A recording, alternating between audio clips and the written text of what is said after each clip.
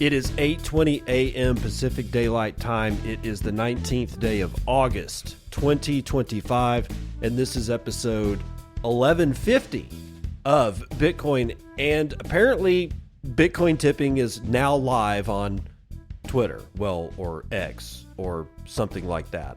We'll talk about it because this is the place that you come to find the news that you can use about Bitcoin and more. We're going to talk about Bo Hines. We now know where Bo Hines has gone. He left the White House as, assistant or co-crypto czar or whatever he was, and he's gone to another company. And I'm not surprised at the company he went to. And then Wyoming, getting into the stablecoin game, we knew they were going to do it. Looks like it's happened.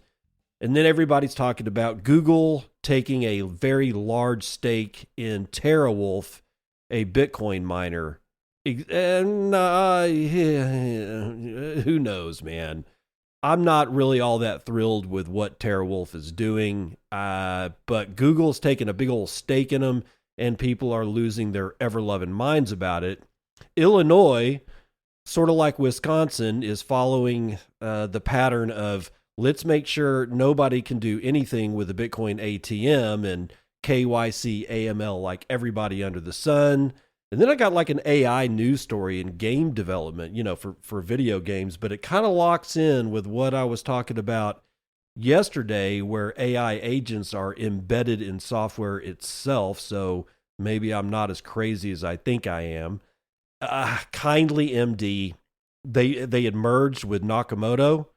Yeah, they're in the news again today. And then there's a Dutch firm that looks like they want to build their own Bitcoin treasury. We'll end with that one. Who knows if it's going to actually happen. I'm starting to see a lot of companies that have said that they're going to do something with Bitcoin and become a Bitcoin treasury company. It's only when you actually buy the Bitcoin that I care. Otherwise, it's just blowing smoke. So, speaking of a bunch of smoke blowing, let's go over here to this one from Bitcoin Magazine. This is actually a press release by Spark themselves. Bitcoin tipping is now live, powered by BitBit and Spark. BitBit, what a name. The self-custodial social wallet that lets users instantly send and receive Bitcoin directly in their browser, today announced the launch of its X integration, enabling users worldwide to exchange Bitcoin tips on the X platform seamlessly. The payments will be associated with X usernames, allowing anyone to receive them even without a wallet. The integration leverages Spark, the fastest, cheapest, most UX-friendly way to build financial apps and launch assets on Bitcoin. Spark is built by LightSpark, providing open, always-on payment solutions for the internet powered by Bitcoin, the only open, neutral network for moving value. LightSpark powers integrations with partners such as Coinbase, Nubank, Bitso, and many more to enable payments on Bitcoin.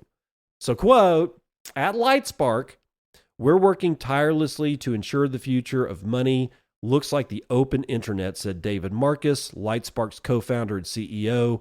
Spark is built on Bitcoin because it's the only open, neutral network for moving value. By choosing Spark, the BitBit wallet builds on this openness and proves Bitcoin's potential to empower creators in the global X community. While tips have been available on X since 2021, this is the first self-custodial tipping solution available to the public.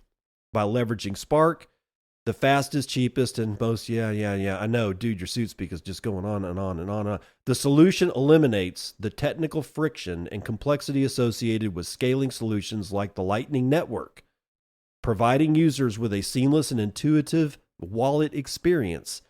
Tip receivers, God, it sounds like seed oil enjoyers. Tip receivers will have 21 days to create a wallet to receive the money. Otherwise, a refund transaction will automatically be sent back to the sender. That's kind of a nice feature. Quote, it's very important to meet people where they are rather than assume that they will learn how to use new technologies, said Philippe Servin, founder and CEO of BitBit.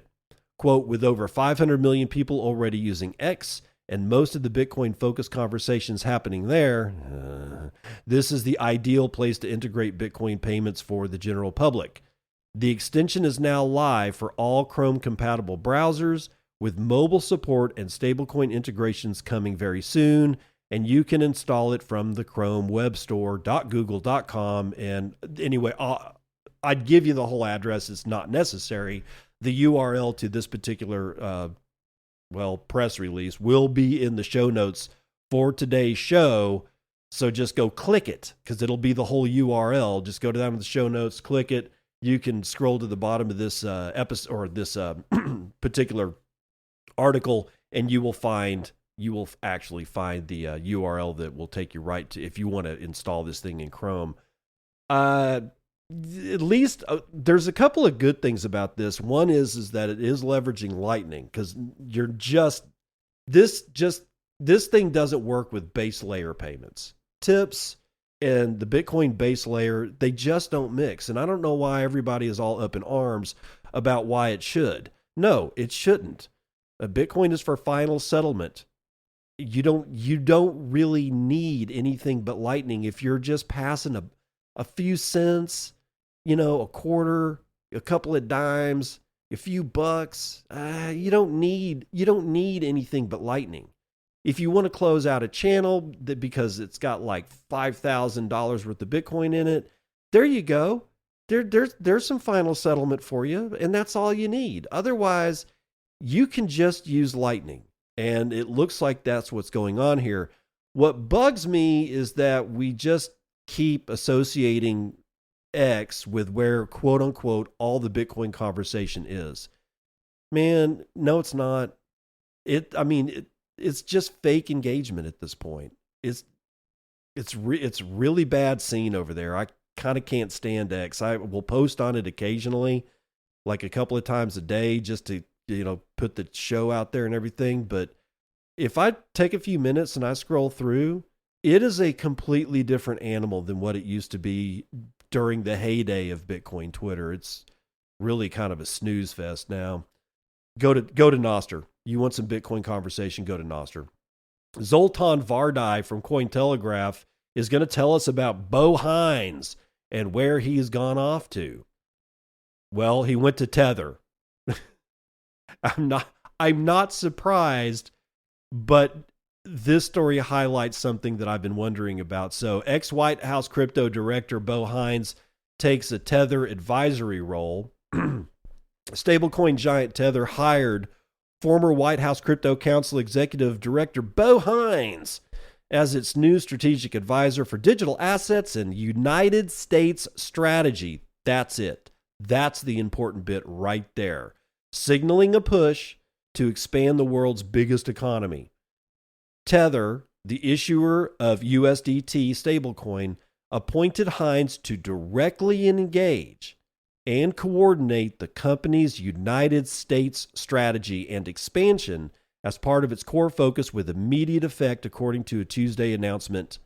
And Bo Hines previously served in Donald Trump's administration, where he worked on initiatives to foster digital asset innovation, set guardrails for stablecoin issuers, and develop collaboration between government and the blockchain industry.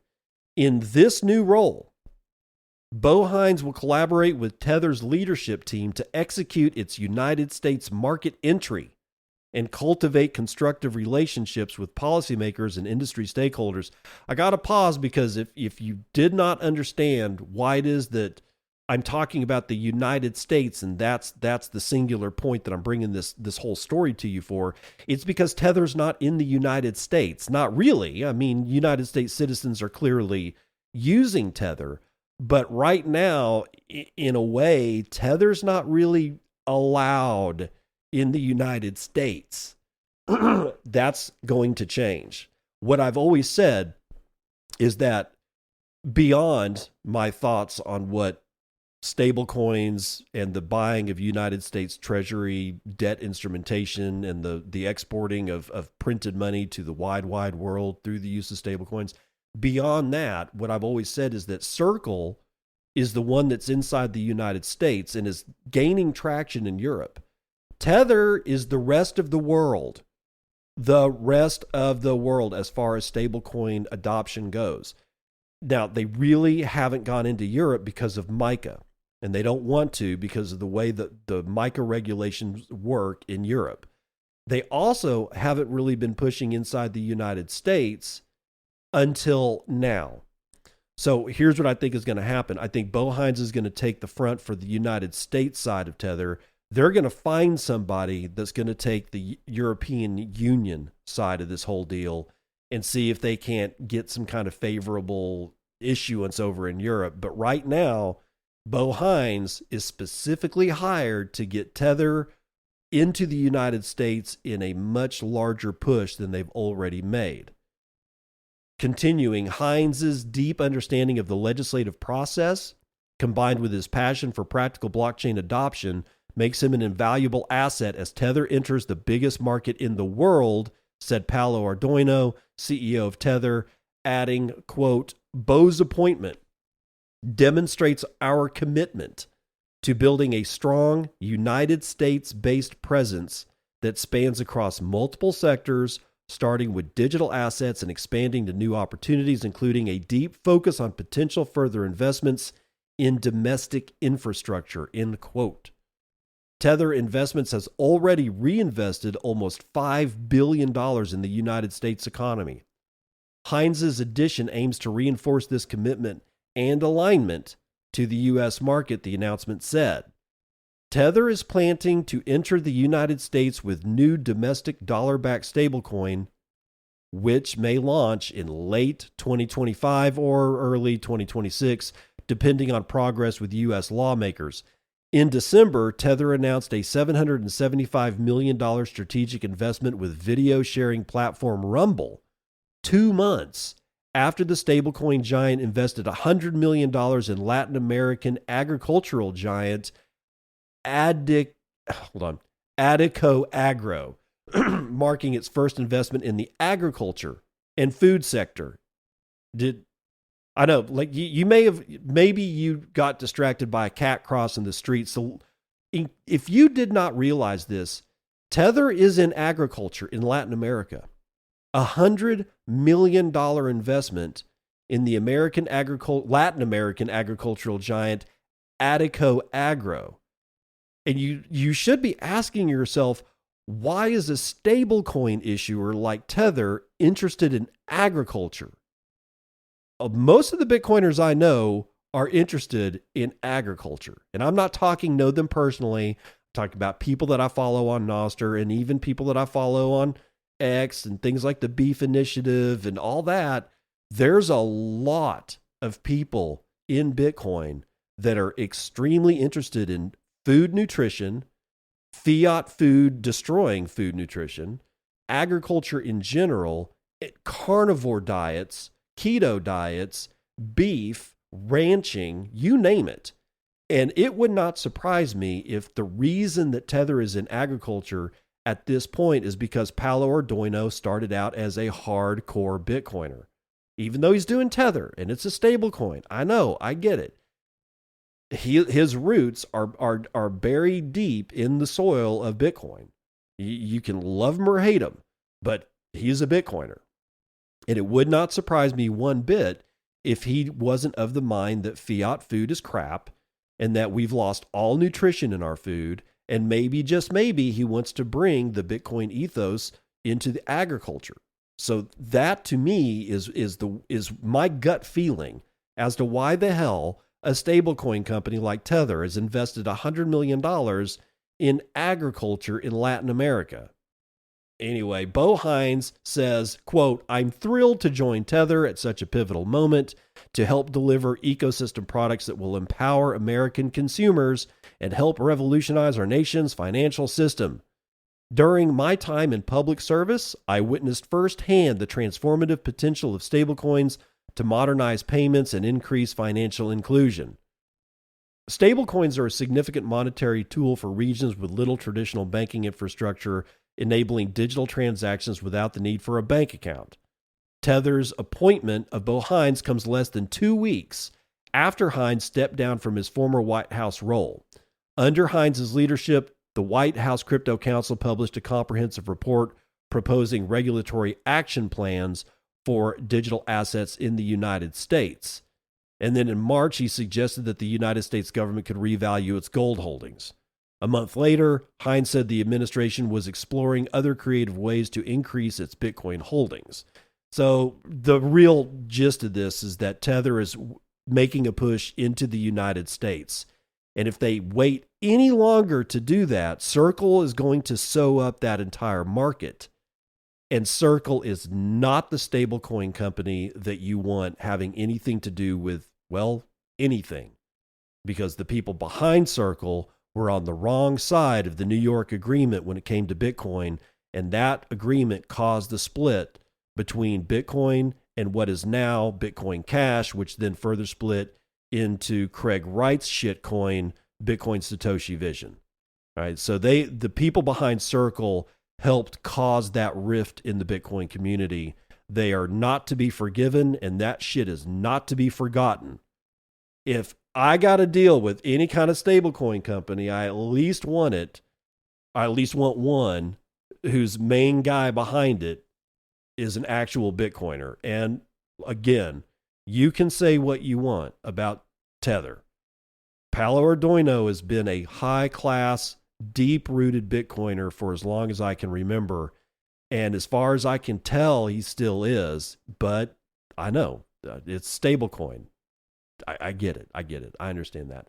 Let's go to Wyoming, speaking of stablecoin. And the real question is, will their stablecoin have to compete directly with Tether after this appointment from Bo Hines to enter into the U.S. market? Because Wyoming State has debuted their United States dollar stablecoin on not one, not two, but 7 blockchains.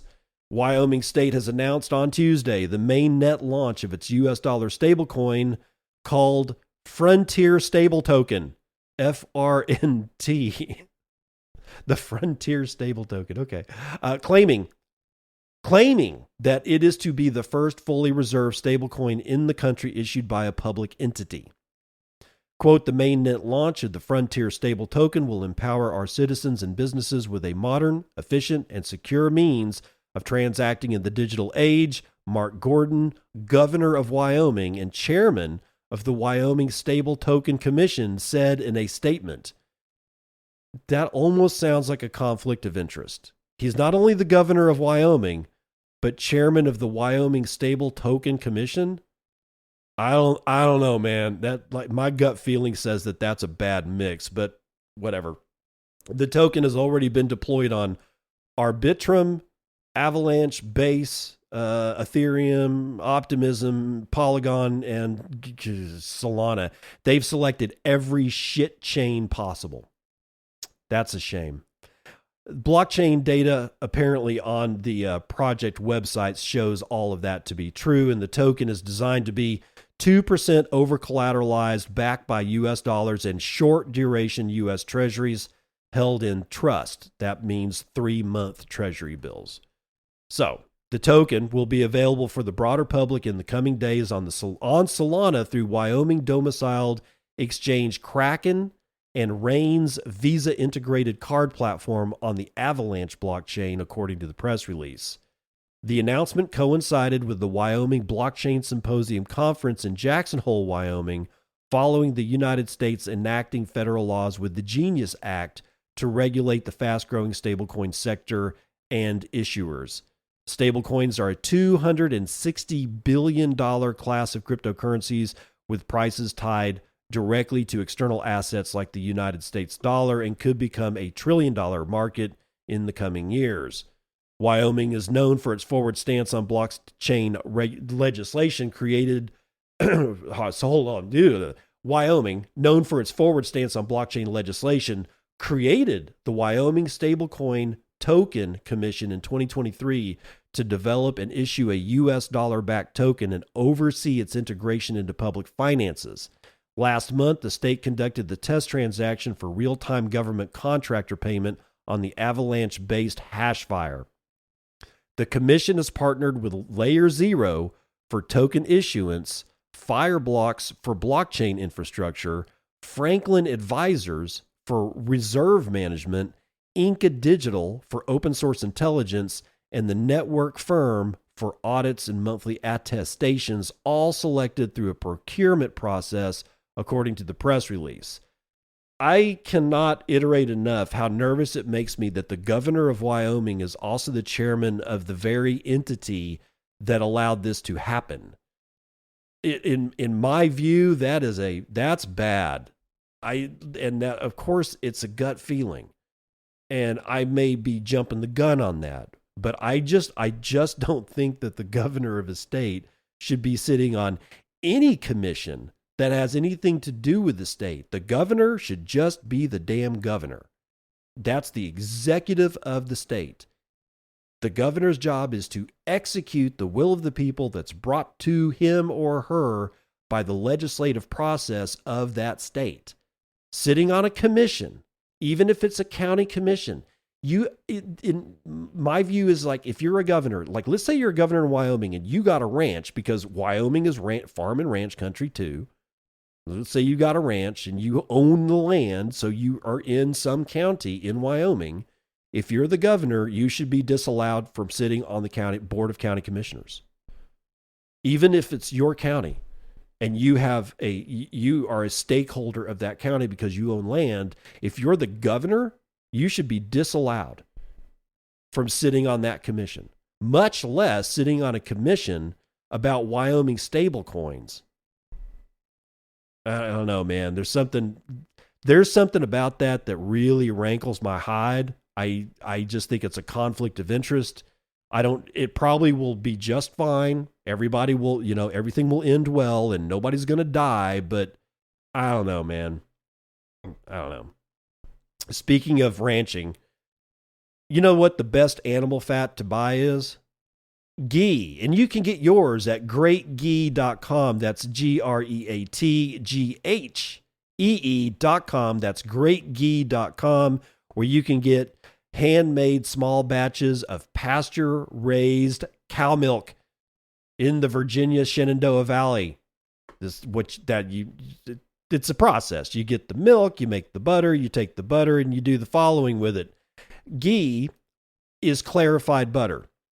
And how you make it is by simmering butter to remove the rest of the water, any milk solids and impurities, leaving behind a golden lactose-free oil with a nutty flavor and a high smoking temperature of around 485 degrees Fahrenheit. Unlike regular butter, ghee is shelf-stable and versatile for cooking, baking, and even skincare. Yes, so that's what ghee is, and it's a staple in Indian cooking, but you can use it anywhere that you use butter. And why would you want to use that? Well, it's shelf-stable. But when you melt butter and you let it simmer to get out all the water and bake out all the impurities, because they'll sort of conglomerate together and then they'll get toasty and turn brown and they'll fall to the bottom, and you can filter it all out, so you just get nothing but pure animal fat directly from the cow. When he says it takes on a nutty flavor, it depends on the ghee that you're getting. His is like sunshine in a glass jar. It's bright. It's nutty, yeah, but it's a bright golden color.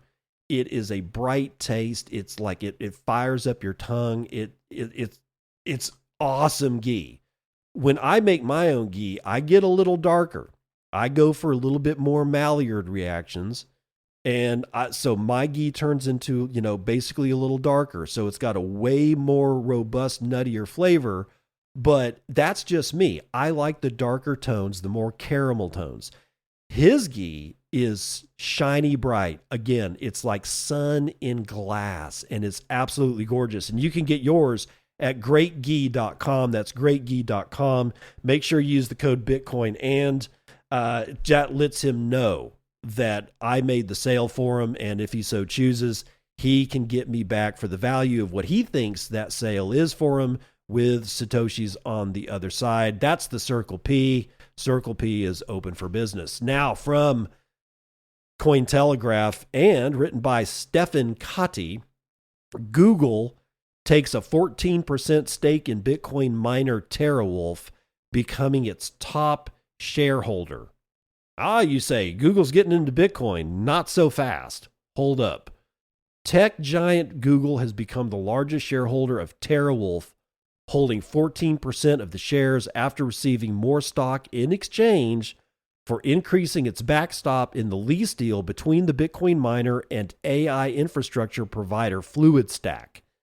TerraWolf disclosed in a shareholder call on Thursday that it inked a 10-year co-location lease agreement with FluidStack, and Google is supporting the lease obligations through a financial guarantee known as a backstop and receiving warrants to purchase shares in return. Speaking to Cointelegraph, Carrie Langlass, the chief strategy officer of TerraWolf, said that Google's backstop in the agreement has now increased to $3.2 billion total in return for warrants to purchase over 73 million shares in TerraWolf, representing a 14% stake in the company.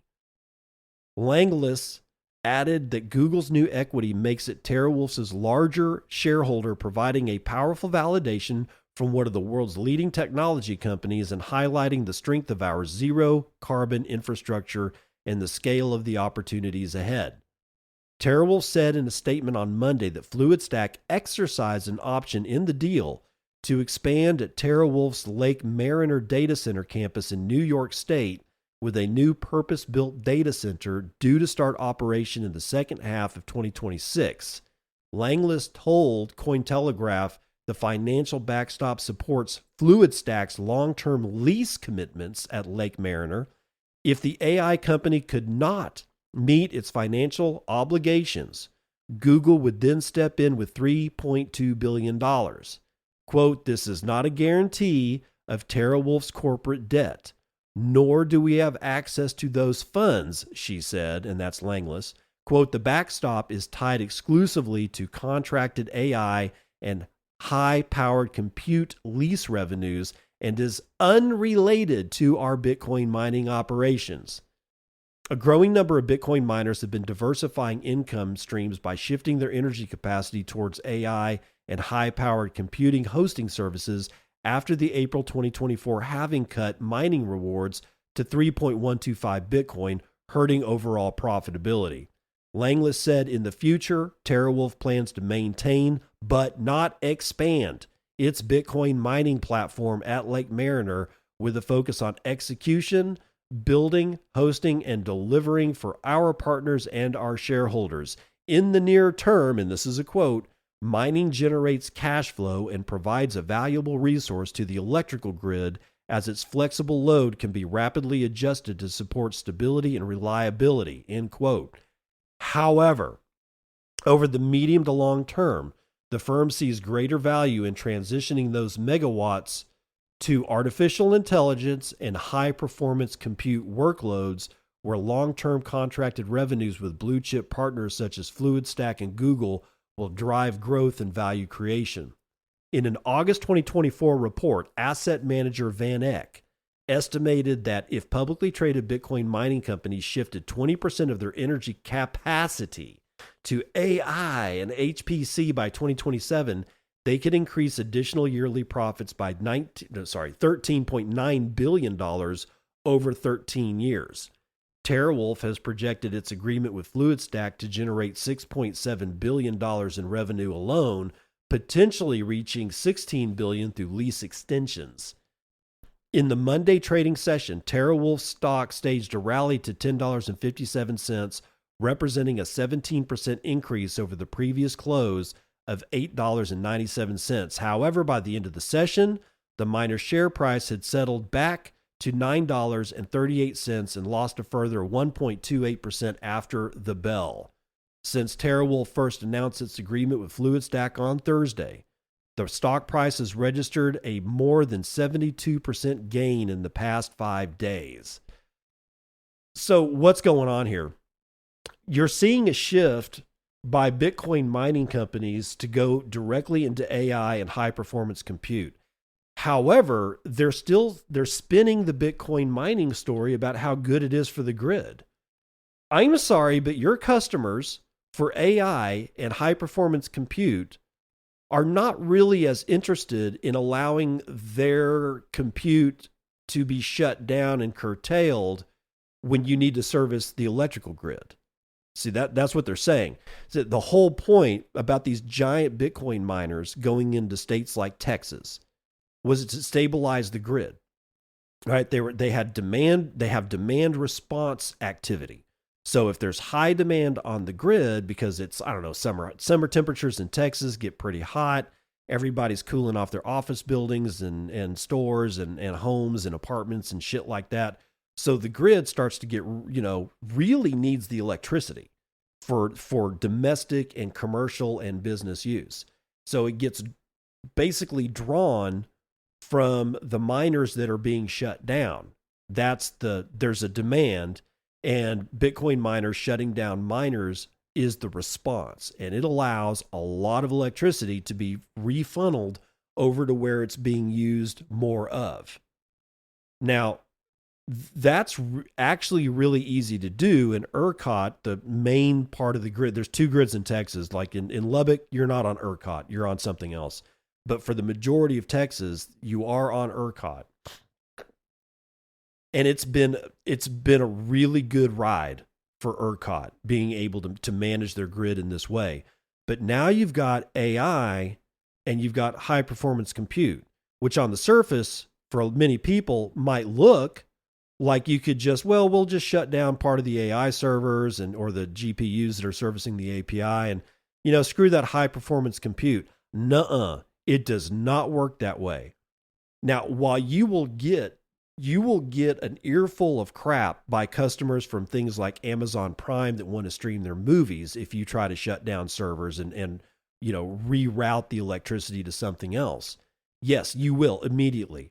But it's not as if people that are and I'm not even talking about like me using AI. I'm not going to call the mining company saying, hey, what are you doing? Why'd you shut down AI? My AI is going slow. I'll never know.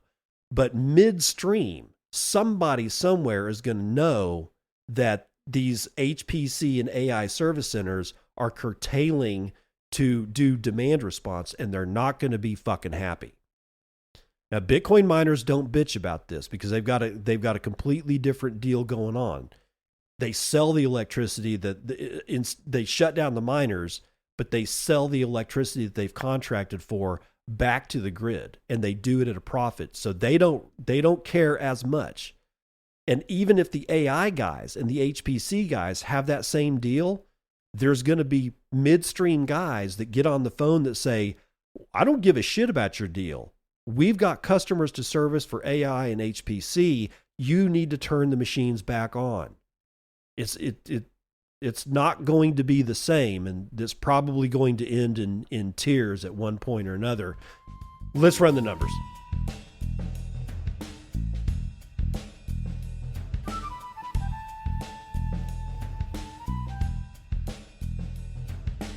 Futures and commodities. West Texas Intermediate oil down a full point to 62.75. Brent North Sea is down 3/4 to $66.09. Natural gas taking it in the crotch, 5.29% to the downside, bringing it to a very unhealthy $2.73 per thousand cubic feet. Gasoline is in the red only slightly to $2.09 a gallon. Shiny metal rocks are having a bad day, and so is Bitcoin for that matter. Gold is down 1/3 of a point to 33.66 and 3 dimes. Silver is down 1.5. Platinum is down 0.7. Copper down 0.8, and palladium down 0.9. Ag is, let's see, fully mixed today. Biggest loser looks to be cotton, 0.77% to the downside. Biggest winner is coffee, 2.5% to the upside. Meanwhile, live cattle down 0.01%, so sideways essentially. Lean hogs are up, sideways. Feeder cattle, however, are also up, but a full half point there. The Dow is up 1/10 of a point. S&P is down 1/3. And NASDAQ is down, wow, almost a full point, but the S&P Mini coming in to save the day. It's in the green at a third of a point. And like I said, Bitcoin struggling today, 113,800. We are now below a $2.3 trillion market cap. You can only purchase 34.2 ounces of shiny metal rocks with your one Bitcoin, of which there are 19,908,419 and a half of. Average fees per block are kind of low, 0.03 BTC, taking the fees on a per block basis. Looks to be about 25 blocks carrying 82,000 unconfirmed transactions waiting to clear at high priority rates of 3 sats per VByte. Low priority is going to get you in at 1. Mining hash rate remains the same as yesterday, 965 exahashes per second. From its Fed week, which remember, it is Fed week. I warned in yesterday's show, entitled It's Fed Week, that we were going to have a rough week. I'm born out to be right. We're having another bad day. Housing starts, whilst half of the news was good, building permits fell off of a cliff, and it's causing further pressure to be put on Bitcoin. And we're not out of the woods yet. It's only Tuesday, ladies and gentlemen, so be prepared, as I said yesterday, for a rough ride. From an npub whose name is not resolving, I got 555 sats, says boost. Reggie Lecky with 1,000 sats says Reggie Lecky. Reggie Lecky with yet another 1,000 sats says Reggie Lecky. And another npub that is indeterminate says 555 sats. The signal is high. The noise is low. This is why we listen to the BitcoinAnd show. Much appreciated. Thank you, dude. Jub with 1,000 says live long and hodl. Vulcan salute emoji. Psyduck with 747 says Psyduck. Pies with 121 says thank you, sir. No, thank you. That's the weather report.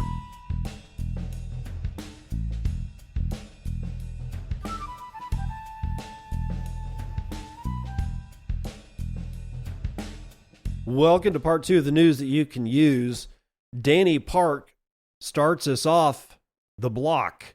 Illinois' governor signs new crypto oversight laws targeting exchanges and ATMs. Illinois Governor J.B. Pritzker passed 2 new bills into law on Monday that strengthen regulation over crypto. The first bill, named the Digital Assets and Consumer Protection Act, gives the Department of Financial and Professional Regulation the authority to oversee crypto companies and exchanges. The legislation also requires that crypto companies and exchanges maintain sufficient financial resources, implement robust cybersecurity and anti-fraud measures, and provide investment disclosures and customer service standards on par with those in traditional finance service. Another bill, the Digital Asset Kiosk Act, mandates crypto kiosks or ATM operators to register with state regulators and establish live customer service, create anti-fraud and compliance policies, and designate a compliance officer and a consumer protection officer. It also requires operators to limit transaction fees to a maximum of 18% and daily transactions to $2,500 for new customers. Meanwhile, the Democrat governor voiced his criticism of U.S. President Donald Trump, who has been spearheading the country's fundamental shift towards digital finance. Quote, while the Trump administration is letting crypto bros write federal policy, Illinois is implementing common sense protections for investors and consumers at a time when fraudsters continue to evolve and consumer protections are being eroded at the federal level, end quote. According to the FBI, Illinois saw over $272 million worth of losses from crypto fraud. Well, whatever, dude. It's just more AML KYC from a state that you would fully expect to really limit the ability of people to exit the system. And that would be, well, the great state of Illinois. AI. We had talked about AI at the with the TerraWolf thing. Let's revisit AI from a different standpoint. Video games. So and this is decrypt.co, artificial intelligence agents are taking over game development. And it says, I guess, according to Google. Yeah, it's a Google study. So nearly 9 in 10 game developers say they've already built AI agents into their work, according to a new Google Cloud survey. These autonomous programs don't just generate images and assets, they are inside the game, reacting to players and reshaping virtual worlds. The survey, conducted in collaboration with the Harris Poll, polled 615 developers across the United States, South Korea, Finland, Norway, and Sweden. It found that 97% of respondents believe that AI agents, autonomous programs that can act without human input, are already reshaping the industry, with most already using them to speed up coding, testing, and localization. For smaller studios, AI is helping level the playing field, with 29% saying AI is lowering the barrier to entry and allowing them to compete with larger publishers. Quote, if you're not on the AI bandwagon right now, you're already behind, Kelsey Falter, CEO and co-founder of indie studio Mother Games, told Decrypt. Quote, being small means we can adapt faster, bigger studios have legacy code bases, and senior engineers resistant to change. For us, AI is baked in from day one, end quote. In the study, 87% of developers said that they're using AI agents that adapt to players in real time. These agents are being deployed to control non-player characters, guide tutorials, and even moderate online communities. In 2023, Call of Duty publisher Activision rolled out ToxMod, an AI-powered tool that monitors online chat for toxic and hate speech. Developers say players now expect more dynamic, responsive environments and richer, more reactive worlds, with 35% saying AI-driven tutorials are speeding up player onboarding. Matthias Rodriguez, Chief Technology Officer at Globant, a tech firm that works with major game studios, said gamers are open to AI when it deepens storytelling or immersion, but wary if it feels like a shortcut. Quote, gamers are a selective audience when it comes to authenticity. Yeah, no shit, dude.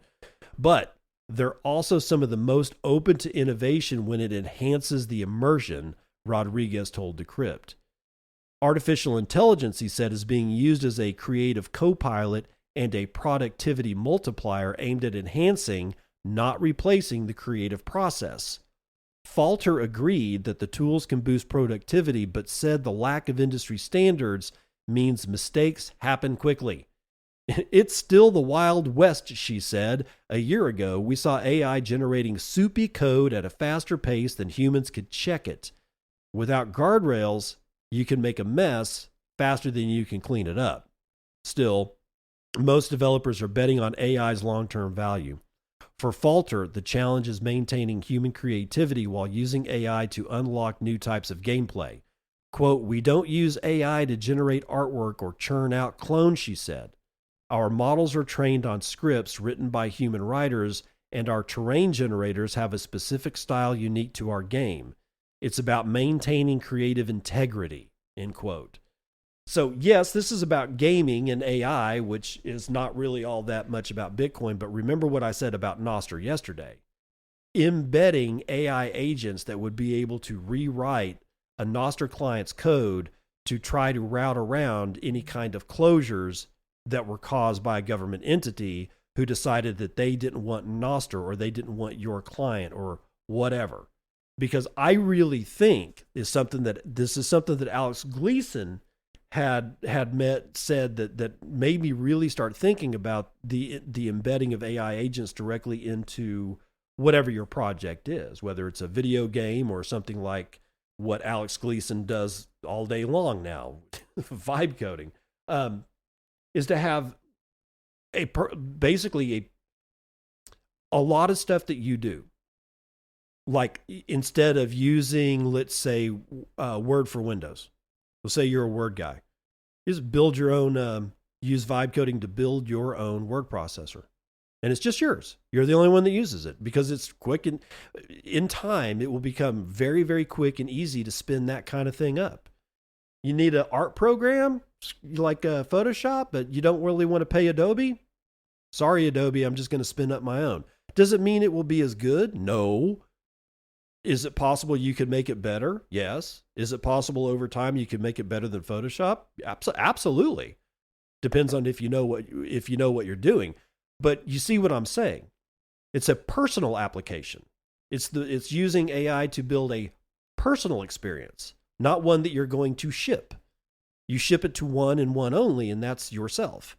And the same would be true for something like a nostr client or any kind of internet-based protocol communications, like nostr. Just using nostr to spin up using nostr, you spin up a nostr client that's got an AI embedded in it, and all of a sudden France decides that they don't like something about your particular client. First of all, if everybody's doing this, you're talking about hundreds of thousands of nostr clients, most of which only have really one user and just uses it to tunnel in and connect to the nostr protocol where they can find everybody else that they want to find. Good luck trying to get all of those away. Yeah, you could be France and say, I don't like Primal. I'm going to block everything about Primal. Oh, okay, fine. Are you going to block 100,000 different nostr clients because a lot of us are going and just building our own? Like completely stripped down versions? And if you do decide that what I've said coming through my client is so terrible that you can block me, what if I've got an AI agent embedded inside that basically just rebuilds the back end so it doesn't look like what you blocked? However that works. And again, I will admit to my software development naivete. I am not a software developer, but again, I go with my gut. And my gut says that rotating phaser frequencies is the best way to get past Borg shield so that you can kill them and kill them dead. Moving on to David Bailey's KindlyMD, they've kicked off their Bitcoin treasury with a massive $679 million buy. Zoltan Vardai from Cointelegraph. NASDAQ-listed healthcare service provider and Bitcoin treasury firm KindlyMD has acquired $679 million worth of Bitcoin for its corporate reserve. Pausing. The only reason I'm bringing this to you is because they said that they were going to do it. I've brought you news about KindlyMD twice now, and both times they said they were going to buy Bitcoin. I said we'd have to see, and now it looks like we're actually seeing them acquire 5,744 Bitcoin for approximately $679 million at a weighted average price of $118,204 per Bitcoin, the company announced on Tuesday. Pausing again I'm wondering, is it possible? Because there's a couple, I'm trying not to bring you all of the treasury news because it's kind of boring, but there's a lot of treasuries out there that are quickly buying Bitcoin, and they've been doing so at around $119,000 per coin. Is it possible that while the short sellers that are trying to really screw over people like Strategy, are they realizing that their Metaplanet and Similar and Strategy, they're just out of reach? They're not going to be able to crush them, but they could crush brand new treasury companies that are buying at these prices. And if they screw them over good enough and keep the price of Bitcoin low enough for long enough, is it possible that they could get some gains on their returns or some returns in the positive level for them by short selling Bitcoin and getting these new treasury companies like this first buy from KindlyMD to get it to such a suppressed price that even KindlyMD says, oh shit, we've waited too long. Screw this. We're going home. It doesn't matter. The purchase was made using private investment and public equity proceeds and reflects KindlyMD's disciplined Bitcoin treasury strategy. The buy marks the company's very first Bitcoin investment since completing its merger with David Bailey's Bitcoin firm Nakamoto Holdings last Friday. KindlyMD's purchase is more than 13 times larger than the latest acquisition by Michael Saylor's Strategy, which said on Monday that it bought a measly $51.4 million worth of Bitcoin at an average price of $119,666. Still, the 5,769 Bitcoin represents a small fraction of KindlyMD's plan to acquire a full 1 million BTC. The new company's long-term mission to acquire a million Bitcoin reflect the belief that Bitcoin will anchor the next era of global finance, according to David Bailey. Quote, "This acquisition reinforces our conviction in Bitcoin as the ultimate reserve asset for corporations and institutions." End quote. Bailey served as a key crypto advisor for President Trump's campaign and was largely credited with the president's favorable Bitcoin shift. And then they go on to talk a little bit about David Bailey's history. We really don't need it. The important thing here is that they've actually bought physical Bitcoin. KindlyMD has done the deal. They've bought the Bitcoin. They said they were going to buy the Bitcoin, and today they've announced that they did indeed buy the Bitcoin, which brings me to our last story for the day. Dutch firm Amdex plans a 1% Bitcoin treasury to be listed on Euronext, according to Bitcoin News, written by Alex Larry. Amsterdam-based digital asset service provider Amdex is planning to launch a dedicated Bitcoin treasury company and list it on Euronext Amsterdam. The new company aims to hold 1% of all Bitcoin in circulation, which is approximately 210,000 BTC and worth more than $24 billion at current prices. If successful, AMBTS, which is the ticker symbol, would be one of the largest institutional Bitcoin holders in the world. Amdex, which has been in the digital asset space for 5 years, is presenting AMBTS as a standalone company with its own governance and compliance framework. The treasury is for institutional and high net worth investors who want to get exposure to Bitcoin through a regulated European structure rather than holding the asset directly. Quote, "With now over 10% of Bitcoin supply held by corporations, governments, and institutions, we think the time is right to establish a Bitcoin treasury company with the aim of obtaining a listing on Euronext Amsterdam. This will provide institutional investors with new financial instruments to get exposure to the performance of Bitcoin," said Lucas Wensing, CEO of Amdex.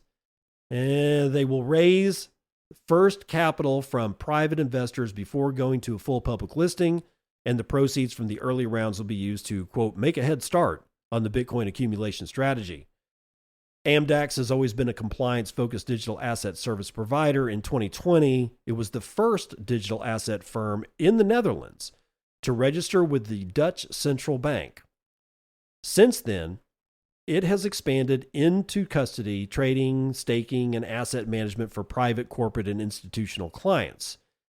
In June of this year, the company was one of the first in Europe to receive a license under the new MiCA regulation, the EU's framework for the digital asset industry. And this regulatory approval allowed Amdex to propose a fully transparent and regulated Bitcoin treasury company. So they're planning to buy Bitcoin. They haven't done it yet.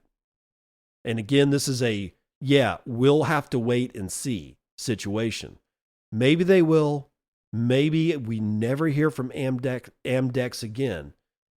But I actually don't see this as an issue, because there's going to be a lot of companies that I've already told you about that I will never tell you about again because they just simply disappear.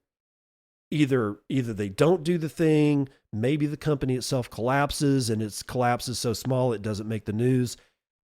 Be prepared for many, many, many, many of these, like Amdex.